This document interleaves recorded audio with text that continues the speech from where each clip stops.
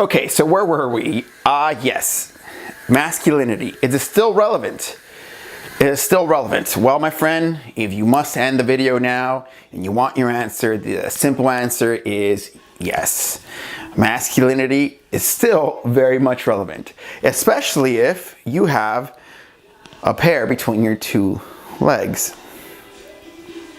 Masculinity is relevant because it is the energy, and let's break this down into the simple pleasures of being a man to the most complex, meaning you wouldn't be able to experience these without having testicles. The other day, I was getting my hair cut, and they were playing some hip hop music. They offered me a drink of whiskey at the place where I cut my hair, getting my head shaved with a razor blade.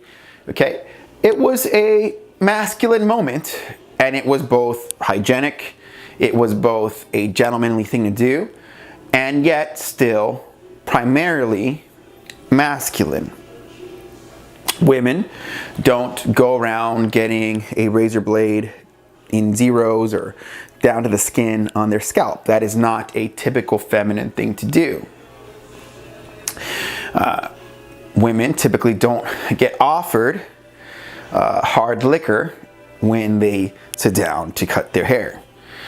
Women typically aren't surrounded by rough-looking individuals who are sketchy and look somewhat troubled and unsettled in their environment and feel comfortable in that environment.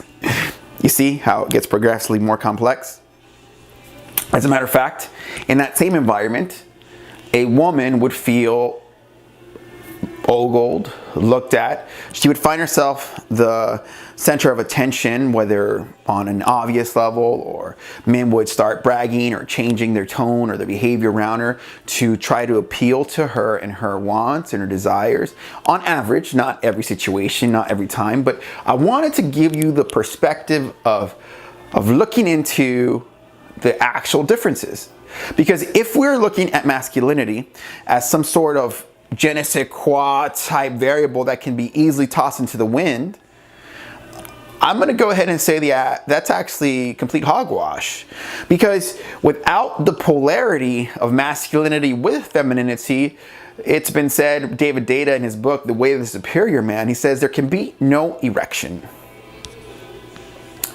And in the previous video, I can feel that truth, right?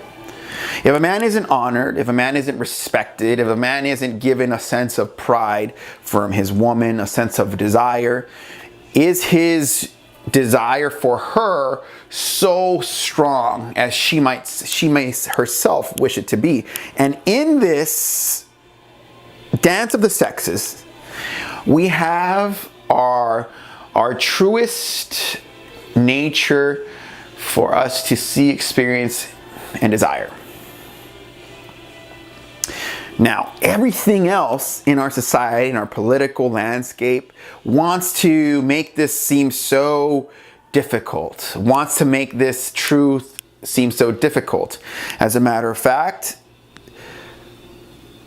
women in general don't necessarily want men to feel so confident.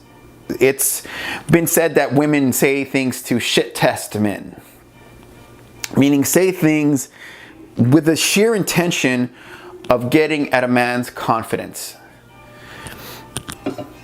Look, I've been around. I don't necessarily have to give you examples of a shit test, but it could be everything from, I have a few white hairs here on my temple.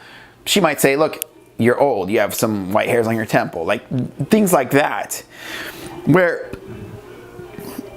it's almost out of place. It's rude and condescending. You would never go around speaking that way to people if you didn't want to make some sort of tension in your environment. And yet that is the reality. And again, I get into these things in here in this video called Connecting the Dots so we can be clear as to the level of my sobriety and my understanding, and so that you can gain value and insights to the world around you. I could end this video here now and leave it at that, right? Like, enough's been said.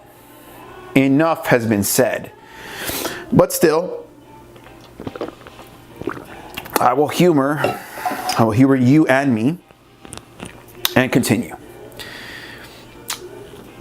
One of the reasons I wanted to get on here and be more fluid, and one of the reasons I like my connecting the dots videos is so often when I look at the videos that I make with a structured concept and a structured topic with a structured deadline, with a structured endpoint, meaning all my videos tend to be 17 minutes.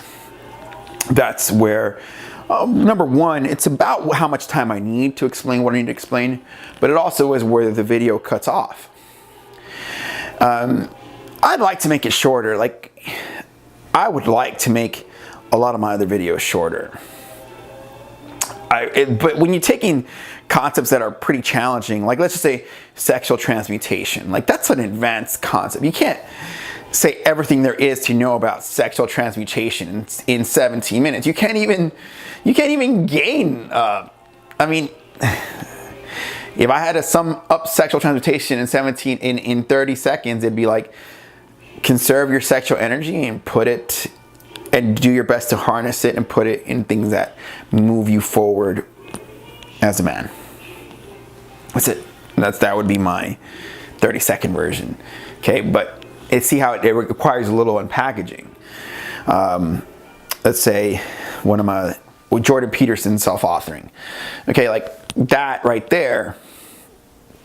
There's that's like 22 hours of typing to get that completed. For me, it was anyway. I say 14 to 22 hours for the average individual.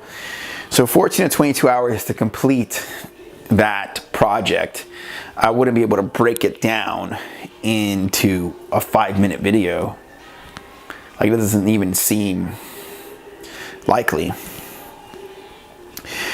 So I think I'll make more connecting the dots. That will be my goal going forward. And when it comes to creating the content that I make, the challenge is in creating the right amount, the right mix, the right message, and getting it all out. Like, say this right here. Since this is with Connecting the Dots volume 20, I can in fact be so clear and just let it all out. If there was a video with a topic, I can't be discussing my struggle in creating the content. Does that make sense? So Connecting the Dots volume 20 allows me to just give you the fresh perspective of the masculine core and the struggles of the current society and the political pressures that the masculine ideals are experiencing. And I think that in itself is freaking ridiculous. Like, the fact that that's occurring, it's fucking ridiculous. Like, I can't even fathom how crazy that sounds. Okay, well, like, someone could say, okay, well, yeah, it should be, or there's an argument, right? And it's like, okay, well, the simplicity of it is this, that, like, the said patriarchy exists primarily to be the chosen by a female body or ideal woman, right? In the same way that which is sexy is decided by men, that which is who will procreate is decided by women. You see how neither the women can instill to the men what is sexy to them, and neither can the men force themselves on women. It is a dance here. It is a dance. And the two cannot be... Men would never go around saying, be less feminine, or there's toxic femininity, or I don't know. It's weird, dude. It got really weird. I think that until... Well, here's the thing. The two genders are in fact kind of... They're in a way competing against each other, because like this battle of the sexes thing, that is almost viably true to the extent that it primarily comes down to sexual genetic competition, right? And so someone could hear that and think that that's absurd, but it's the truth. Like, you can't even say these things. Like, you're not supposed to even say these things. You know? You can't say these things. Because people feel that they're so abstractly weird. I don't know. Like, don't say them. But they rule the world. Like, it's fucking weird, dude. So, the political idea that masculinity is unimportant is only a political idea. It has no actual relevance in truth, is what I'm saying.